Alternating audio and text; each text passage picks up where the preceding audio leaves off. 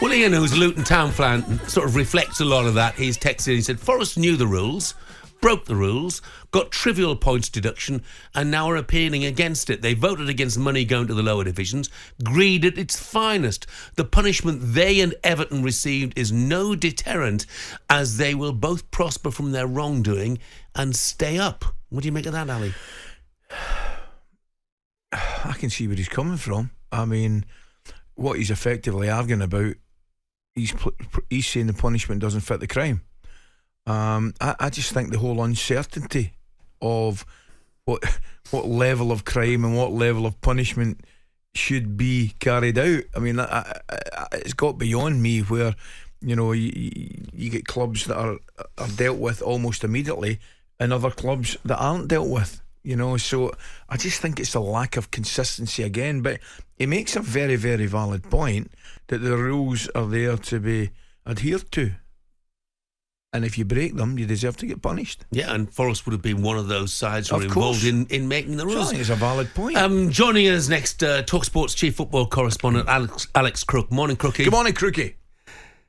Good morning, boys. What a mess this entire profit and sustainability situation. It really is, mate, isn't it? Just, yeah. What are Forest's chances of having that points deduction reduced? I mean, it's only 4 in the first place.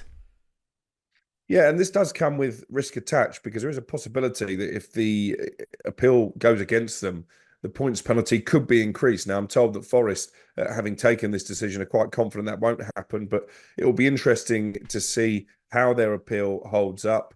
I think the basis of it is, that they haven't benefited recently from parachute payments.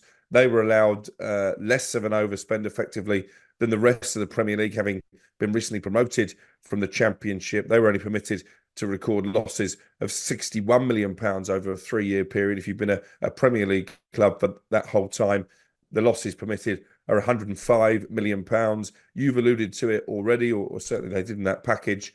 Another issue they have is the sale of Brennan Johnson to Tottenham, of course, towards the end of the summer transfer window. They feel they could have sold him earlier in the window, but got a less high fee, and therefore they say actually by holding out for the bigger fee, they are acting in the interests of profit and sustainability.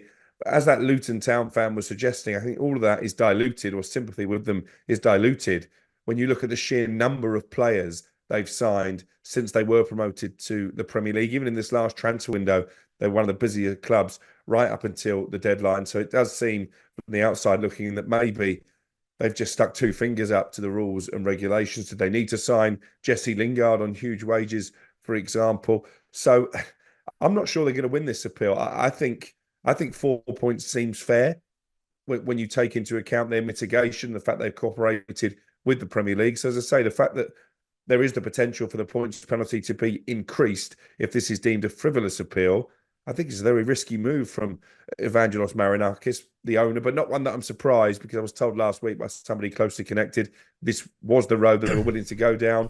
April the 12th is the big date now, and that's when they need to submit their appeal by. When we'll get a decision, well, that's in the lap of the gods in many ways. And as I think I've spoken to you two guys about before, there is a possibility we might not know the outcome of that appeal until after the Premier League season finishes. So there's a possibility that clubs like Everton, Brentford even, and Luton, who are all battling to stay up, they might see the final whistle in their final game of the season and still not know effectively if they've got enough points to stay up, depending on the outcome of this appeal. Yes, can you understand the supporters? I think guys like myself who, you know, it's a little bit, would understand the lack of consistency, different punishments for different, you know, breakage of the FFP rules. You look at Everton getting 10, they appeal it, they get that cut back, and some, as you correctly say, there's some of them might not get heard till the start of next season. The whole thing just seems like a can of worms. Yeah, so I think the principle of FFP and PSR, whatever you want to call it, is correct.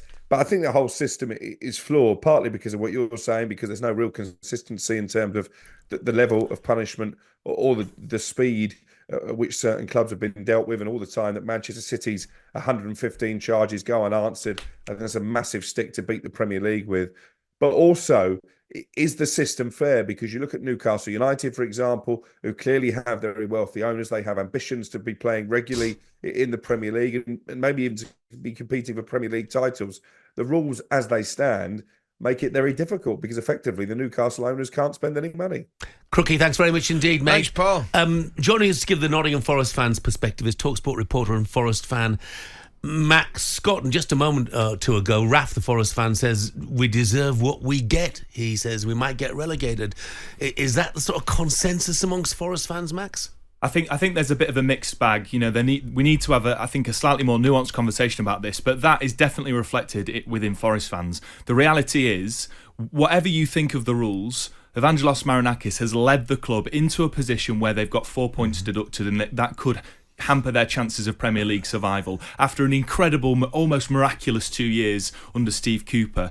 Having said that, like we've been listening to Crookie, like you've been saying in the studio here, these PSR rules are perceived by fans to be an absolute mess and perceived to be something that punishes the ambition of the club. There is no doubt that our owner is incredibly wealthy. Nottingham Forest Football Club is not at risk of insolvency or administration, and so whilst he needs to take responsibility for putting the club into this mess, there is also another very strong argument that what in this appeal, that Nottingham Forest are trying to fight the fight for clubs that are ambitious and want to climb the pyramid, right? We've got this bizarre situation with Newcastle that even them, owned by the Saudi Public Investment Fund, even they are scared of PSR rules and are going to struggle to break into this top six. So it's absolutely crazy that we're in this situation. And so whilst there's frustration at the owner, there is also this sense that actually they're trying to represent clubs that want to climb the pyramid. Yeah, and I get that completely, Max, and I think the rules are going to be changed. But of course, when they were brought in to prevent clubs who didn't have the financial clout from living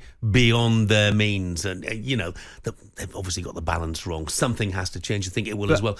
Max, how frustrating for fans, just quickly, if these rules are going to be changed in the summer, how much more does that rub salt in the wounds for Forest fans, Leicester fans in the Championship, Everton fans, if these rules are so fantastic? Yeah, but we don't know how they're going to be changed. In the summer? We don't know how they're going to be changed. You might still fail the tests with the new rules, it's just speculation.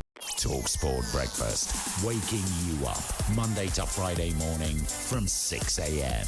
on AM, on DAB, via the talkSPORT app and on your smart speaker. talkSPORT.